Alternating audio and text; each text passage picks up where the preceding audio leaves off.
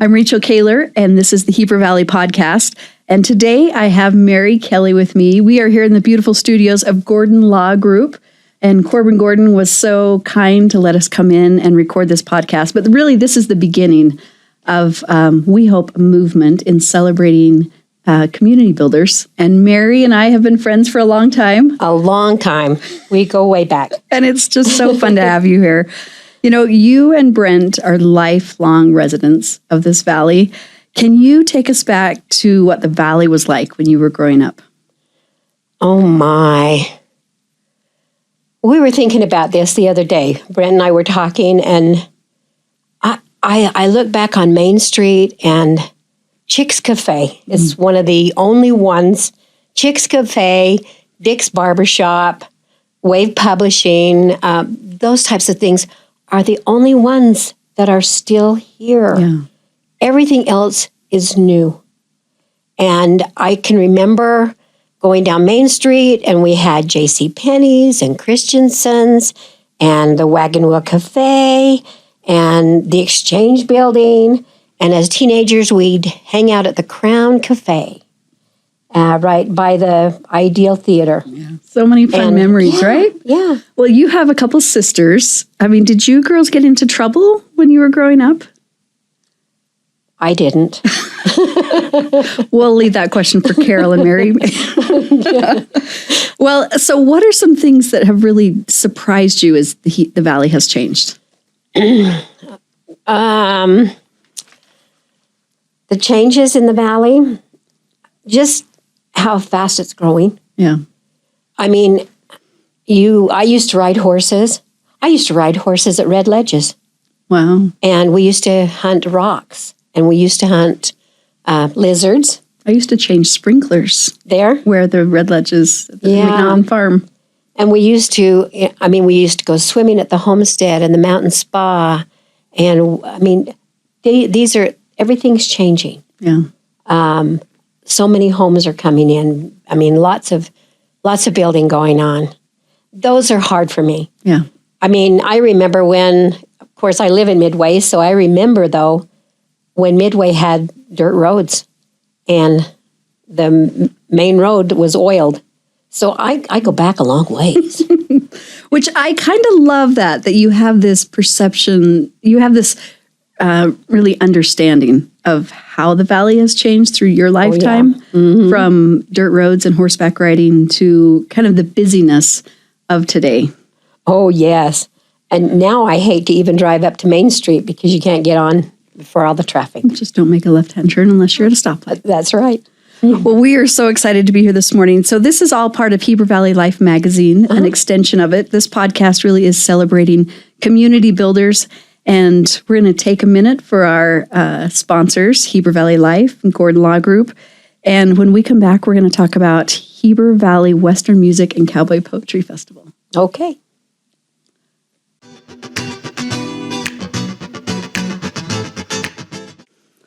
All right, we are back with Mary Kelly, and we are here celebrating community builders. And Mary, you have been a mentor of mine for many years because you're so positive. And I just feel like you're always looking for opportunities to serve. And in one particular case, you led Heber Valley Western Music and Cowboy Poetry Festival for 25 years with Tom Whitaker and your husband, Brent Kelly. And I had an opportunity to be part of that for 6 years. And I absolutely loved working side by side with you. Well, it was a great experience. I can remember when I was working at the school, and Tom came over and visited with me, and he said, "Mary, I need your help." And I thought, why me? Why me? But I found out that Tom Whitaker had a dream. And he told me that dream, and he expressed that, and he got me involved, and it became my dream as well. And so it was one of those things that you have to have that desire to want to do. And both of us had it. And we kind of drug our spouses right along with us. But I mean, it was a good thing, because we started out very small. And it was at the Midway Town Hall. And there was about 200 people that came. And the poets kind of had their paper books and everything. They read their poems, and we had music and things. But it was fun. And we had a chili dinner that night. And that was the first one. And from then on, things started to grow. Right. Bar J Wranglers were a big part of that growth. Big part. They were the number one group that we had. And as long as we had them, we felt comfortable that we could pull this off. Yeah. Because they were kind of the backbone of our gathering. Or we made them that. And I loved that, when you and I have talked and when we used to do the marketing for Cowboy Poetry, it really was about the preservation of the Western way of life. Oh, absolutely. And that was always the focus and the focal. And every time you looked at even musicians, it was about embracing that Western way. I mean, almost every one that we brought in had that Western background, that rich, cowboy way. And that was, we wanted to keep it alive. Yeah. And that was our main purpose, it's just to keep it alive and make it the best. We wanted it to be the best gathering in the country, and we were headed there. I mean, we were headed there, and I would say we had reached our goals by the time we were retiring. Yeah, and it really did become nationally recognized. Oh, yeah. As one of the premier gatherings for cowboy poetry, for Western music. We estimated up to 15,000 people came to visit Heber City during that week of the gathering in November. Yeah. And just a lot of things changed over the years, but 25 years is a great run. And I really attribute that to you and Tom and your dedication. It was. And every year we think, how can we do this again? How can we keep doing this? But we'd get excited. And we'd start looking for entertainers. And we got to the point where entertainers came to us and said, we want to be part of it. And it was really neat. Let's talk about the volunteers. The first time I walked into a volunteer meeting, you had 40 people there. Yeah. And what impressed me the most about that meeting was it was not a what's happening. They came to you with, this is done, this is done, this is done. How did you motivate those people to do those things? Well, we had the best volunteers in the world. And they were willing to work and work hard. And they got involved, and we became a family. And it was just that same focus, that Western lifestyle focus that they were involved to. And they did it. They pulled it together.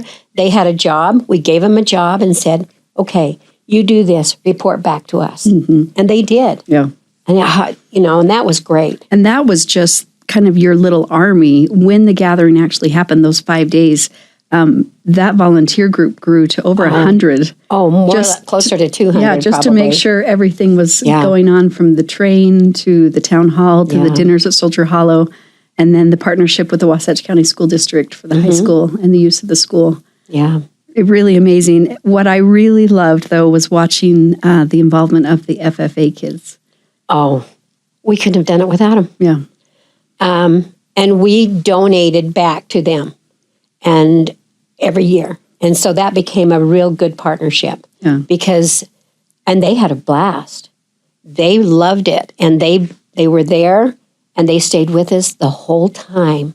They were our setup crew, our haul-in crew, haul-out crew. Right. Clean up, trash, maintenance, ushering. They were there. They had shirts made for them so that they could, if people had a question, they could ask those kids. Well, and that's what was so fun, was engaging the youth in a festival that really was catering to the older generation. But then you had these students from the high school coming in and participating and singing right along to a lot of those old songs. Oh, yeah. Oh, yeah. They were great. And like I said, we couldn't have done it without them. They were one of the backbone key pieces to doing it. Because even though we had a good staff, we needed more help. Yeah. And so we brought them on board. And even to this day, we still want to donate money to them. because they're such a great group. They are. And it really is the opportunity to continue that Western way in supporting kids as they try to hang on to a little bit of agriculture. And what I love, though, is seeing your grandkids that have participated in the FFA program and continue to. Mm-hmm. And someday your greats will come through that program as well. They will. Yeah. They will. Well, last week, Governor Spencer Cox surprised Mary and Brent at their home, and they were distinguished celebrating a Utah treasure. And I want to talk about that because when you and I talked on the phone, Mary is very humble, as is Brent. And I thought your kids really kind of captured the moment well. You were surprised and humbled, but Spencer Cox was not. He was not surprised and really wanted to make sure that people knew about Mary and Brent Kelly and the contributions that you have given to this community, not just in cowboy poetry, but at Swiss Days, Midway, baking bread, doing whatever it takes you to show up. So you've got the award here. I did. I put it in. It was a surprise. It really was. And they gave one to me and they gave one to Brent. And when they called us a week ago, the week before, they just said, Governor Spencer Cox would like to meet with you. And I said, we're not really involved into politics. That was my first reaction. And he says, no. This isn't anything to do with that. This is about community and community service that you've done. And he'd like to meet with you. So he says, invite your family to come. And we're just going to have a sit down, like a 40-minute sit down and talk. And I said, okay. So we did. It ended up being an hour and a half, but it was fun. It was fun. And we were very honored to even have them at our home. Yeah. And he brought his wife with him, and I was so impressed with the fact that he had such a country background himself, and so did his wife. And it was just easy talking to them because we all related. Well, I love you brought him in the family circle, too. Oh, yeah. Your family is known for its little gatherings on the front porch. And I just want to recognize this is the Utah Treasure Award honoring remarkable service presented by Governor Spencer J. Cox and Great Seal of the State of Utah. And Mary, you deserve this. And well, thank you. You really thank have you very much. Spent a lifetime of service, not just the 25 years of cowboy poetry, but raising 5 great kids and looking for ways to serve your community. Well, thank you. I mean, it was a shock. It was a shock to receive this, but it's appreciated. And like I said, I feel very humble to have received this award. And so does Brent.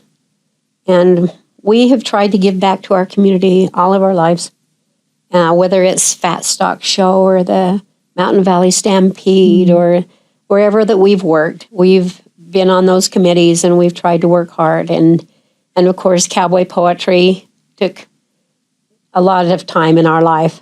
And we work with the Heber Valley Horse Sale now, and we're trying to keep that alive. Mm-hmm. And that's just something that our family, enjoys doing. And we enjoy doing it together. I love it. We're going to take a quick break. When we come back, we're going to talk about your family and what some of them are doing now and just the legacy that you are really leaving and leading out for your kids and grandkids. Okay. So we'll be right back. All right, we are back at the Heber Valley podcast. I've got Mary Kelly with me here, and we are talking about the Utah Treasure Award that you received from Governor Cox and the work that you and Brent have done, really a lifetime worth of work. But I really want to dive into your family. You've got 5 great kids that live here in the Valley. Each one have kind of found their niche. Jason in construction, Todd in caretaking, I would say. Mm-hmm. Van entertainment, but does a great construction. Yes. And then your girls really have been, I think, followed in your footsteps, caring for others. Mm-hmm. Haley is a great teacher, and Nancy is really one of those that just puts her arms around people that need it. Yeah. But I attribute a lot of that to you and the influence that you are on them. I love my kids. When you talk about them, it becomes really difficult. My boys have really followed in their father's footsteps. I mean, as an auctioneer, running a business in the livestock industry, and rodeo announcing, and those types of things, my kids have followed in that area. And so they have been very involved in the demolition derby. 2 of them are emceeing there. Todd works with us on the Fat Stock Show for the fair days. He does many auctions around the valley, and he is so busy, and he does such a fantastic job of announcing as well. He just finished the junior high school state finals and the high school state finals, and he does a great job. And they all have wrapped around that Western way of life, and they do it. My girls are not so much that Western way of life, but they embrace it, and they love it, and they're hard workers, both of them. And I just, I appreciate them so much because of that value that they have. And they grew up on Saturday mornings going to the auction every Saturday. They didn't stay home watching cartoons. Right. They probably feel like they were deprived, but if they look back on it now, they appreciate the fact that they had to work and work hard. And I think it's developed them into these great people that we all love. I agree. I've once heard there's not a Kelly out there that doesn't love the microphone. Well, I'm one that doesn't. Well, your boys do a great job, and they're always fun behind the microphone. Yeah, they are. How many years has Brent been involved with high school rodeo or rodeos in general? I mean, he has been the voice of so many rodeos in this community. About 45 years. 48 maybe, I don't know. I'm not sure. But what does that mean for you? When Brent's on the microphone, I feel like Mary's not too far behind. I'm not. I mean, most of our lives, we went from rodeo to rodeo, and I was on the backside, getting things ready, taking care of kids, making sure things were taken care of. But you're just involved. Yeah. And then each one of those kids, when they started growing up, they started to take an interest. And so they started into it. And when they did, we backed them up. We gave them opportunities. If Brent couldn't do something, he'd say, hey, why don't you try my son, Todd, or why don't you try Van, or why don't you give a call to Jason and see if they can do this? Because they're all very talented in this area. Yeah, Funny Man Van. Funny Man Van. He was a rodeo clown, too. In the arena, had some great little skits. But what I loved about Van is he's able to bring out a lot of just his own personality, but then he gets the audience involved, and he's really good at bringing a smile to people's faces. Oh, yeah. He is. And he and his dad would work together on a rodeo, and if Brent didn't hear something that he said, I mean, he was telling a joke or something, Van would turn around and he'd change his voice and answer it like his dad would. Right. and because they sounded so much alike. Yeah. And he keeps things hopping, and he still does. He always has. Well, and that legacy has then, I think, passed on to McCarty. Yes. So McCarty has just come off a really amazing opportunity to serve as Miss Rodeo Utah. Mm-hmm. Walk us through kind of that process. What does it take to be a rodeo queen? And then she competed in Vegas at the national level, and that was a big deal. And I think she represented our community so well. But what's the process that McCarty had to go through to prepare for that? Well, she started when she was tiny, and her mom was a rodeo queen. So it started off from there. And she just started as a very young age and kept going and kept going and kept going. And she was, high school rodeo queen, and then she was the state queen, and then she was the national queen in high school. Mm-hmm. And then she went to Miss Rodeo Utah, and she won that, and then participated at on the national level last year in December at the NFR. Yeah. And she did really well. I was so proud of her. Of course, I'm the grandma. I think she should have won, but she took third attendant. Yeah. And so I'm just very humbled to know that she wants to do that Western lifestyle, that type of thing in her life. And she helped me at Cowboy Poetry. Mm-hmm. She loved it. Right. She loved it. And she became my legs, because as I got older, I couldn't keep up. And she would run my errands and do this and do that. And she loved it. And she was very involved in it. But she grew a lot. Mm-hmm. And because of it, she's done very well. Nice. And she's gone into the media background of things, and she's done very well at that too. Well, and she's not only beautiful and articulate, she cares. She's very compassionate.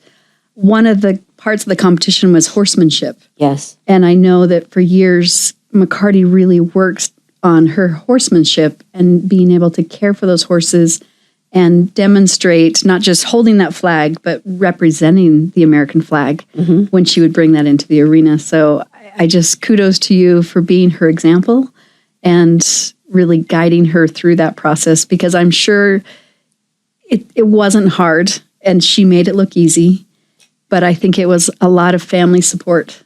It is. For those long nights and long weekends. And she had a family that really backed her up on that. Yeah. She really did.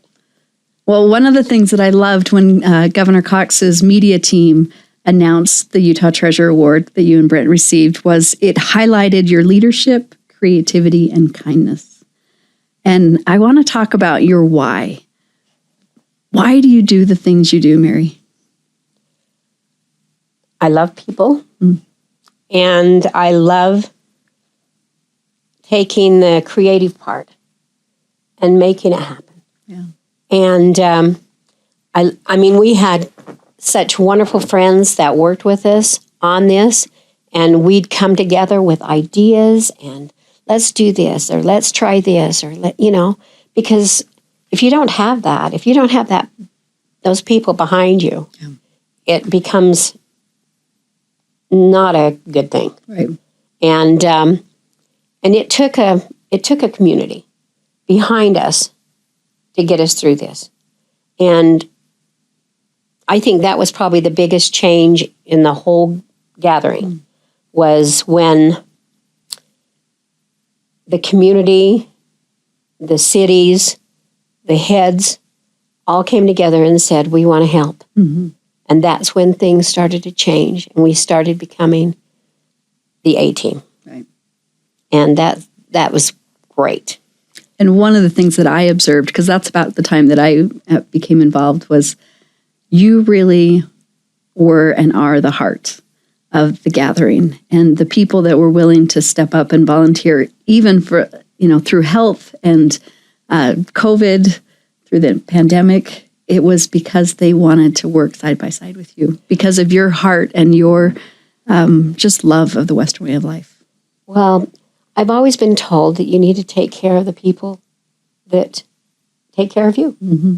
And I know that when we had the entertainers come, we took good care of them, and they loved us, and they loved to do a good job for us. And we took care of them. And we took care of our committee, and we took care of our friends that worked so hard. And there are some that just gave their all. And I appreciated them so much. And I wanted to take care of them. And if you take care of your people, they'll take care of you. It's true. It's a family. It's true. Well, is there an artist or a celebrity that came to the gathering that you had a special place for? I had so many. And I made a list because I don't remember everybody. But, of course, the Bar J. Yeah. They were our signature group of the gathering. And are they as funny in the green room as they are on stage? Oh, yeah. Yeah. They're great. Yeah, they really are. And, they're a family, too. I mean, they're, a father and two sons, and then they're workers that work with them. They were so talented. Oh, wonderful. And Waddy Mitchell. I mean, I'd say Waddy Mitchell was one of the characters of our gathering that came every year. Not just that long mustache. No.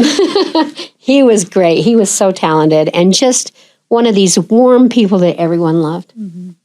And one of Clearback, Sons of the San Joaquin, probably put on one of the best symphony shows. We had the symphony come.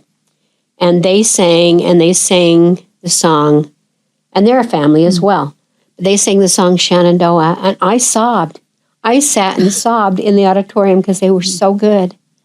And, I mean, we had so many, Michael Martin Murphy and Susie Bogus and Wiley in the Wild West and Joey and Rory were another one of my favorites. I do. And they called us and said, we want to come to your gathering. And we said, we've already spent our money. We don't have any money left. He says, send us 2 tickets, airline tickets, and we'll come for nothing this year. And just put us where you need us. And we did. And talk about people love them. Yeah. Oh, my goodness. They were such an amazing love story. Yes. But, and Brent, his favorite was the Bellamy brothers. I mean, he says they were the best. They were the best. But I mean, we had great entertainment, Diamond Rio and Home Free and Curly Musgrave and Belinda Gale. You probably wouldn't remember them. Well, and Casey Musgraves. Before. She came, and I think it's interesting. She was 16 or 17, yes. and she was just a young Michael gal. Martin Murphy brought her with him and said, this girl is going places, and he was right. And he was right, yes. And Don Edwards, I remember him. He was so good. And, of course, Dave Stamey and Trinity and Sourdough Slim. These were all that we brought back almost every year because they were just stalwarts, Our Utah's Bren Hill. We just loved him. And then Jeff Carson, our own Heber City poet. Our poets, Jeff Carson and Nelson. Andy and Doris Daly and Yvonne Hollenbeck and R.P. Smith. Those were the poets that I loved bringing back, kind of rotating them out.